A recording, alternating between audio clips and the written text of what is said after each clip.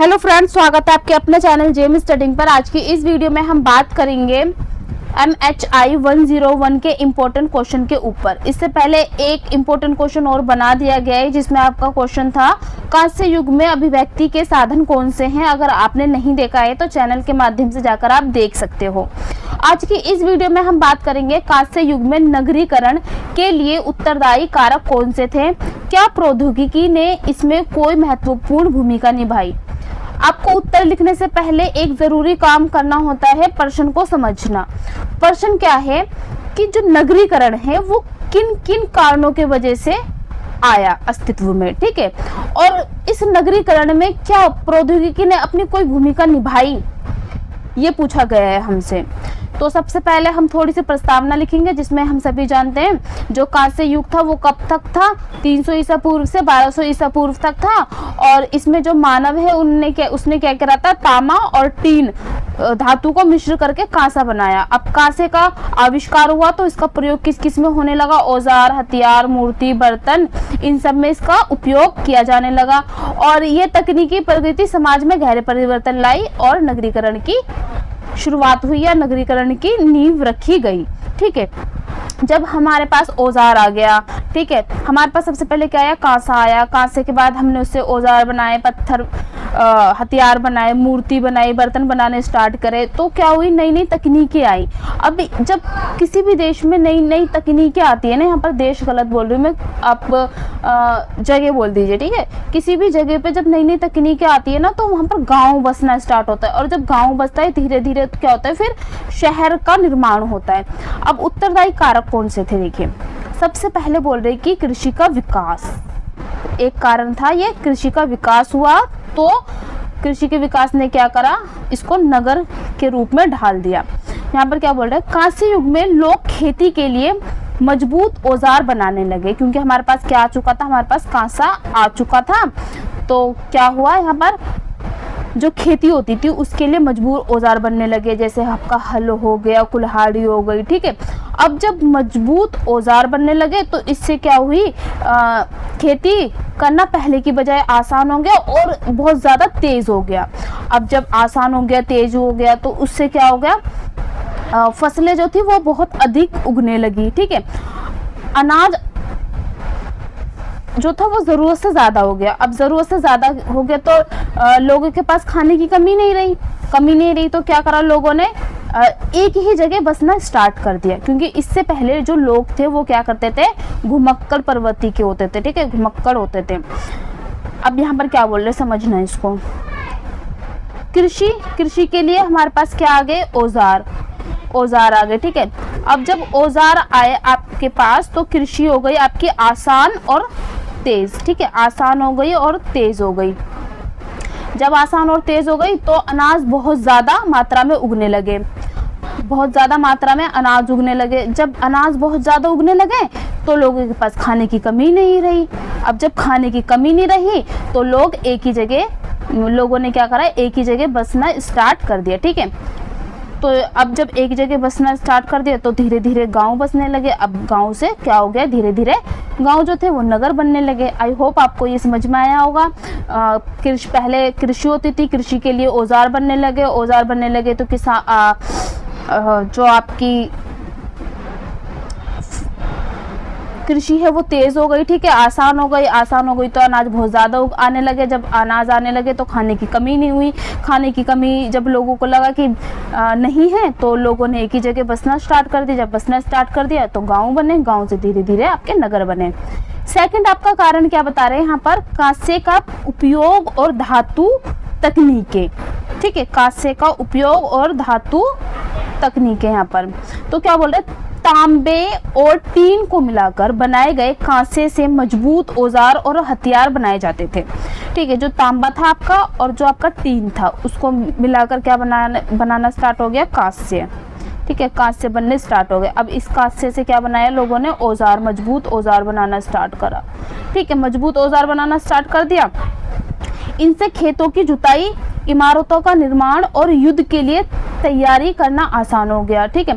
खेतों की जुताई बहुत आसान हो गए, ठीक है, और क्या, इमारतों को बनाना आसान हो गया, युद्ध के लिए तैयारी करना आसान हो गया। अब जब ये सब आसान होंगे तो इससे क्या होगा, नई नौकरियां बनने लगी। जैसे जैसे आपके आ जाएंगे लोहारों की नौकरी आ गई, सैनिक की नौकरी आ गई और व्यापारी की नौकरी आ गई। इन सभी कार्यों को पूरा करने के लिए लोग एक जगह इकट्ठा रहने लगे, जिससे शहरों का निर्माण हुआ। ठीक है, अब क्या बोल रहे हैं यहाँ पर, जब तांबा आया हमारे पास, टीन आया, हमने क्या करा, कांसे बनाए, कांसे से औजार बने, औजार और हथियार बने। ठीक है, अब जब औजार और हथियार बने तो उनसे क्या हुई, खेतों की जुताई आसान हो गई। ठीक है, इमारतों में आसानी आ गई। ठीक है, युद्ध के लिए जो थे हथियार बनने स्टार्ट हो गए। अब जब ये सब बनने स्टार्ट हुए तो नौकरियां नई नई आने लगी। कौन कौन सी, लोहार, सैनिक और व्यापारी। तो जब ये नौकरियां आई तो लोगों ने एक ही जगह पर रहना स्टार्ट किया, और रहना स्टार्ट करा तो शहरों का निर्माण स्टार्ट हो गया। ठीक है, आई होप यहाँ तक आपको समझ में आया होगा।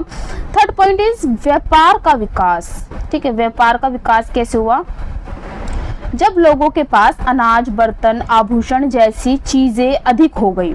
ठीक है, लोगों के पास क्या हो गया, अनाज, क्योंकि हमने पहले पढ़ चुके हैं कि खेती बाड़ी बहुत तेज हो गई थी, जिससे अनाज बहुत ज़्यादा आना स्टार्ट हो गया था। तो यहाँ पर वही बोल रहा है अनाज। ठीक है, बर्तन लोगों ने बनाने स्टार्ट करे, औजार आया तो औजारों के माध्यम से बर्तन ईजिली और तेजी से बनने स्टार्ट हो गए, आभूषण बनाने स्टार्ट हो गए। ठीक है, जैसी चीज़ें बहुत ज़्यादा अधिक हो गई। अब उन्होंने दूसरों से चीज़ें बदलनी शुरू कर दी। लाइक मेरे पास अनाज है भाई और तुम्हारे पास है बर्तन, तो मैं क्या करूँगी, तुम्हें अनाज दे दूँगी, तुम मुझे अपने बर्तन दे देना। तो लोगों ने आदान प्रदान स्टार्ट कर दिया। ठीक है, इसके लिए उन्होंने पास के गांवों और दूर के क्षेत्रों से संपर्क बनाना स्टार्ट किया। व्यापार के लिए रास्ते बने। ठीक है, व्यापार के लिए रास्ते बने और उन रास्तों पर नगर बसने लगे। कुछ नगर जैसे हम पढ़ चुके, सिंधु घाटी में आपका लोथल था और मिस्र में आपका थेब्स था। ठीक है, तो व्यापार के लिए क्या हो गया, रास्ते बनने लगे, और रास्ते बनने लगे तो क्या हुआ, नगर धीरे धीरे बसना स्टार्ट हो गया नगरों का। फिर बोल रहे शासन और धार्मिक व्यवस्था आई। क्या आई फिर, शासन और धार्मिक व्यवस्था। जैसे जैसे लोग एक साथ रहने लगे वैसे वैसे नियम कानून बनाने और उन्हें लागू करने की ज़रूरत है, क्योंकि हम सभी जानते हैं अगर लोग एक साथ है तो एक कोई ना कोई ऐसा बंदा होना चाहिए जो उन सबको संभाल सके, उन सबका कौन हो, गुरु हो, नेता हो, उनको आदेश दे सके, है ना। वरना लोग आपस में, अगर कोई नियम कानून नहीं होगा तो लोग आपस में लड़ेंगे, अपना मनमानी तरीके से जो करना होगा वो करेंगे। तो इसलिए क्या हुआ, जब बहुत सारे लोग क्या हुए, एक साथ रहने लगे तो इन सबको किस चीज़ की ज़रूरत हुई, कानूनी व्यवस्था की ज़रूरत हुई। ठीक है, और उन्हें लागू करने की ज़रूरत हुई। इसके लिए शासकों और अधिकारियों की ज़रूरत हुई। अब इसके लिए हमें क्या चाहिए, शासक और अधिकारी चाहिए। ठीक है, इसी के साथ धार्मिक स्थान, मंदिर और पूजा पद्धति भी विकसित हुई। इन कार्यों को करने के लिए भवन भी बनाए गए, जैसे जिगुराट, पिरामिड या सभा भवन। इनमें नगरों को एक पहचान और संगठन मिला। अब क्या बोल रहे, देखिए जब लोग इकट्ठा रहने लगे, ठीक है, जब लोग इकट्ठा रहने लगे तो किस चीज़ की, नियम कानून की ज़रूरत हुई। और नियम कानून के लिए क्या थे, भवन चाहिए थे, शासक चाहिए थे, अधिकारी चाहिए थे। ठीक है, उनके अलग से रहने के लिए जगह चाहिए थी। तो और लोगों के अंदर धार्मिक आस्थाएं पैदा होने लगी। ठीक है, धार्मिक व्यवस्था, उनके लिए मंदिर और आपकी पूजा पद्धति भी विकसित हुई। अब जब ये सब विकसित हुई तो क्या हुआ, भवन का निर्माण होना स्टार्ट हुआ। जब भवन का निर्माण होना शुरू हुआ तो नगरों को एक पहचान और संगठन मिला। फिर क्या बोल रहे हैं, जनसंख्या वृद्धि और सामाजिक वर्गीकरण। अगला क्या है, जनसंख्या वृद्धि और सामाजिक वर्गीकरण। जब जीवन सुरक्षित, सुविधाजनक और स्थिर हुआ, है ना, जब जनसंख्या बढ़ गई, जीवन सुरक्षित, हमें लगने लगा कि हम अब सुरक्षित हैं, ठीक है, स्थिर हो गया, तो वहाँ रहने वाले लोगों की संख्या भी बढ़ने लगी। लोग अपने अपने काम में विशेषज्ञ हो गए। जैसे लोहार है तो वो बहुत अच्छे लोहे की चीज़ें बनाने लगा। कुम्हार है तो वो मिट्टियों से अच्छी चीज़ें बनाने लगा। कोई किसान, कोई व्यापारी, कोई सैनिक, इस तरह समाज में वर्ग बनने लगे। जब एक ही जगह पर अलग अलग काम करने वाले इकट्ठा होते हैं तो वह स्थान धीरे धीरे शहर का रूप लेने लगता है। ठीक है, फिर क्या है आपका, प्रौद्योगिकी की क्या भूमिका थी। जैसे फर्स्ट इज कांस्य, औजार और हथियार। कांसे से बने औजार खेती, निर्माण और रोजमर्रा के कामों में बहुत उपयोगी थे। अब जो ये है, ये भी तो एक प्रौद्योगिकी है ना, कहाँ से औजार बनाया और हथियार बनाए, ये प्रौद्योगिकी है, तकनीक है ये एक तरफ से, ठीक है। तो इससे क्या हुआ, ये लोहे से पहले के सबसे मजबूत औजार थे और इनके कारण लोग अधिक उत्पादन कर सकते थे और अपने नगरों की रक्षा कर सकते थे, ठीक है। फिर सिंचाई और जल प्रबंधन, लोगों ने पानी उपयोगी को नियंत्रण करने के लिए नहरें, जलाशय और कुएं बनाए, ठीक है। इससे सूखे इलाकों में भी खेती संभव हो सकी। जब खेतों में लगातार फसलें उगने लगी तो वहाँ रहने वाले लोगों की सुविधाएं बनी रही। तो ये वो क्या बोल रहा है कि जो प्रौद्योगिकी है उसने शहर में क्या भूमिका निभाई, उसने शहर बनाने में क्या भूमिका निभाई या नगर बनाने में क्या भूमिका निभाई।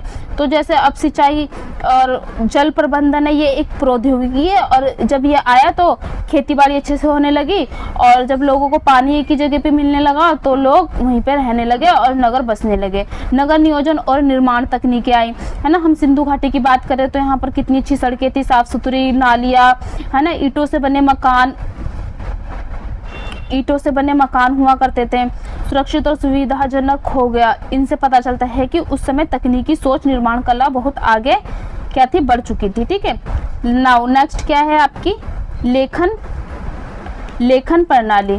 व्यापार, कानून और कर संग्रह को सही तरीके से चलाने के लिए लोगों ने लिखना शुरू किया। मेसोपोटामिया में क्यूनिफॉर्म, मिस्र में हायरोग्लिफिक्स और सिंधु घाटी में अपनी लिपियां विकसित हुई। लिखने की यह तकनीक प्रशासन और व्यापार को व्यवस्थित करने में बहुत सहायक बनी। फिर परिवहन के साधन में सुधार आने स्टार्ट हो गया। बैलगाड़ी, नाव और पक्की सड़कों जैसी तकनीकों ने एक स्थान से दूसरे स्थान तक सामान और लोगों को ले जाना आसान बना दिया। इससे व्यापार और सामाजिक संपर्क बढ़ा, जो नगरों में विकास के लिए जरूरी था। निष्कर्ष में आ जाएगा, कांस्य युग में नगरीकरण एक बहुत ही महत्वपूर्ण बदलाव था जो समाज, तकनीक और संस्कृति के विकास से जुड़ा हुआ था, ठीक है। आई होप कि आपको ये समझ में आया होगा। पॉइंट्स आप याद कर लेना, बाकी अंदर तो जो समझ में आया वो लिख देना। परिवहन के साधनों में सुधार, आपकी प्रौद्योगिकी थी। जब परिवहन के साधनों में सुधार आया तो लोगों की आवाजाही आसान हुई, ठीक है। लोगों का व्यापार आसान हुआ, ठीक है।